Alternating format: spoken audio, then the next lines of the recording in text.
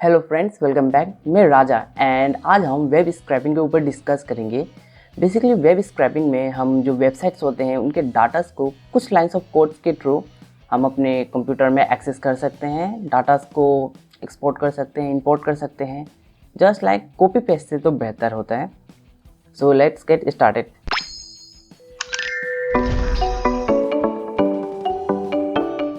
तो सबसे पहले हम अपनी आर स्टूडियो को खोलेंगे। बेसिकली हम आर प्रोग्रामिंग में just few lines of codes में पूरी के पूरे वेबसाइट्स के डाटा करेंगे।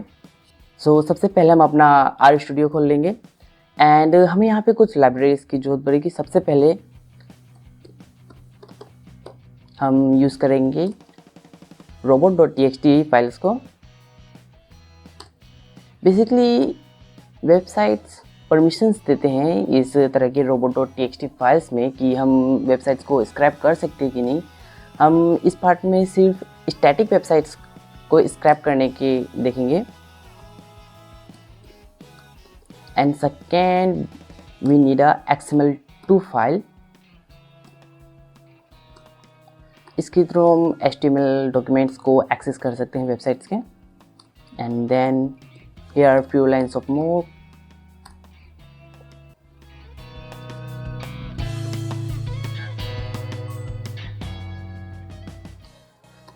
ये लाइब्रेरी बेसिकली जो वेब स्क्रैपिंग्स होते हैं उसको काफ़ी इजी बना देता है। इसके एक और लाइब्रेरी है, हम उनका भी इस्तेमाल करेंगे इसमें।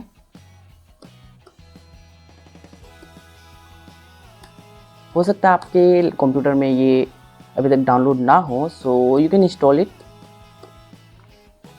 And last not the least we have a string. Basically हम इसके थ्रू डाटास को क्लीन करेंगे। ओके, तो सबसे पहले वी नीड अ वेबसाइट। हमारे पास एक वेबसाइट है, वी कॉल इट। सबसे पहले हम एक वेबसाइट के URL को देंगे। Here is the website scrapthesite.com। ये बेसिकली ट्रेनिंग कर सकते हैं हम। ओनली स्टैटिक वेबसाइट को अभी के लिए स्क्रैप करने की कोशिश कर रहे हैं। ओके, सबसे पहले हम अपना परमिशंस देखेंगे कि वेबसाइट्स हमें परमिशन देती है कि नहीं अपनी डाटास को एक्सपोर्ट करने के लिए।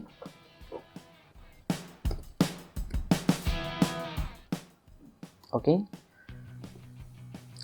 सो लाइब्रेरी को स्टार्ट करते हैं। सभी लाइब्रेरी लोड हो गए। Now we need this one, next this one. Okay, so जैसा कि देख सकते हैं it's allow us to get data from the websites. So सबसे पहले हम इस वेबसाइट के जरिए कंट्रीज़ का डाटा लेंगे। सो CD and HTML file read करेंगे।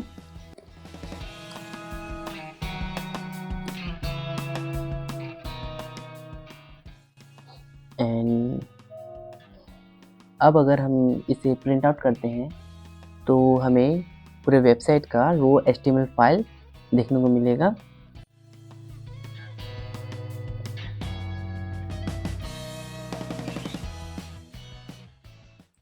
Yes, that's it. अब हमें डाटा से इंपोर्ट करने पड़ेंगे कंट्री इन्फो क्लास नेम से। सो इसके लिए एक कंट्री इन्फो नेम का हम वेरिएबल बनाएंगे एंड HTML नोट्स के थ्रू हमारा डाटा जो कंट्री इन्फो क्लास नेम के अंदर स्टोर है हम उसे एक्सट्रैक्ट करने की कोशिश करेंगे। And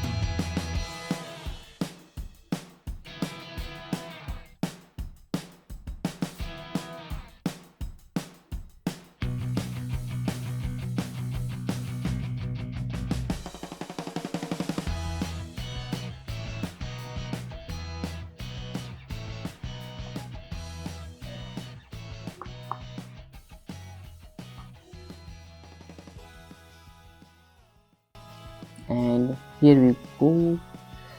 So finally we have the access of the data and we have just extracted the data. अगर हम फर्स्ट 6 रो को हम प्रिंट करेंगे तो देख सकते हैं किस तरह का हमें डाटा दिखाई देता है. As you can see here,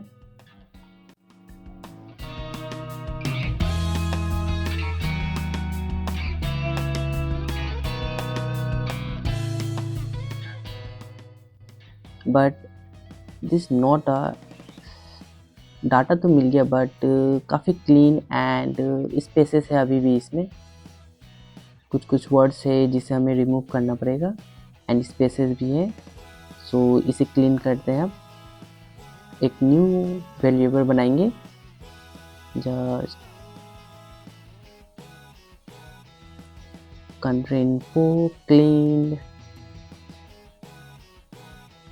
then we will remove some string, remove all के through.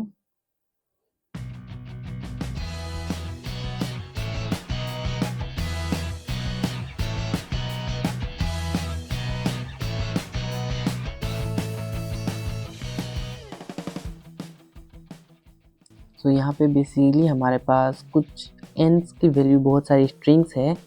सो उसे रिमूव करेंगे एंड अब अगर हम इसे प्रिंट करते हैं तो जैसा कि आप देख सकते हैं बेसिकली सारे के सारे एंड जो स्ट्रिंग वैल्यूज थी वो सारे रिमूव हो गए. बट अभी भी इसमें काफ़ी सारे स्पेसेस हैं. So let's remove this all also. इसे रिमूव करने के लिए हम स्ट्रिंग स्क्वीज मेथड का यूज़ करेंगे.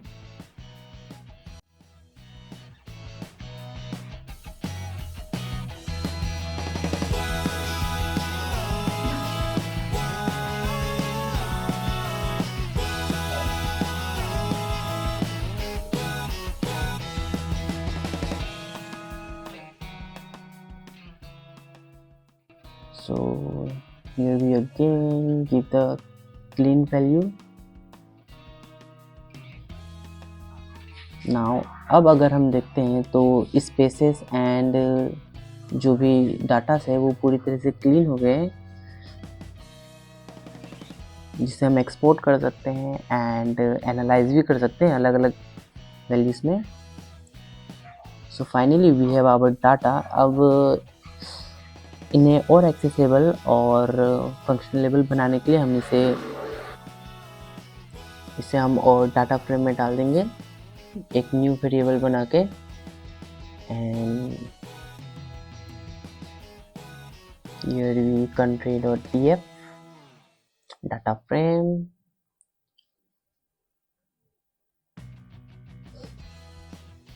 Then we have to change the data frame functions country info cleaned to and then run it. अब हम चाहे तो इसे एक्सपोर्ट कर सकते हैं इजीली CSV फाइल के फॉर्मेट में.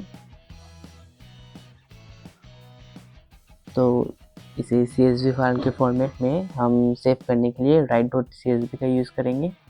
As you can see here, country info df file,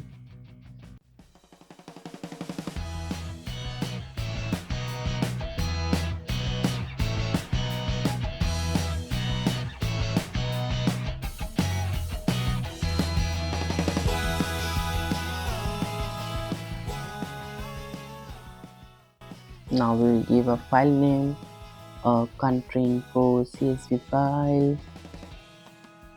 अब हम इसे आराम से एक्सपोर्ट कर सकते हैं एंड वेरियस जगह पे यूज़ कर सकते हैं. As you can see here, so finally we have exported our CSV file.